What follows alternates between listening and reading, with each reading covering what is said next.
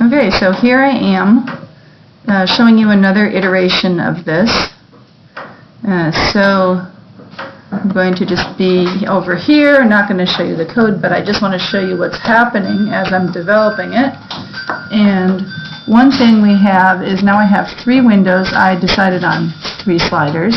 This is your design choice, but that's what I decided to use, rather than trying to use just the middle slider is the optional one. This is just to help me control my data better. You know, I can just load up everybody with all their tweets, and I make these sliders go up higher than I need to. But you should figure out the maximum number of users. You should figure out all these values yourself, where they actually are. I can choose non-English, English, or all tweets now, and if I select them out, they're different. But right now there's no users. So if I click Show Current Users, there's no users. So I have to parse the files. And once it's done, I should show current users. It should update down here. Well, it's taking a while. That's because I cranked these up pretty high. Now, I also say maximum tweets per user because that's where this slider is set. So it's just taking this value off of this slider and reporting it to me. So this slider isn't necessarily going to match the number of tweets because I filtered for just English. So this was the number of tweets I processed altogether.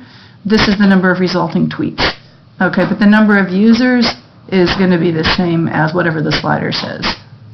Again, this is your design decision. You don't have to follow my design.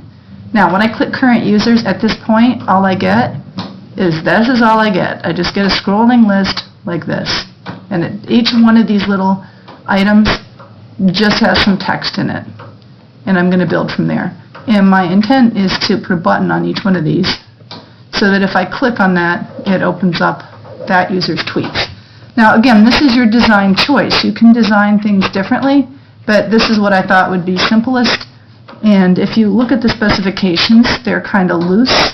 And that's on purpose because you can be creative about how you decide to implement this. Okay? So this is just another video to show you how these things progress over time.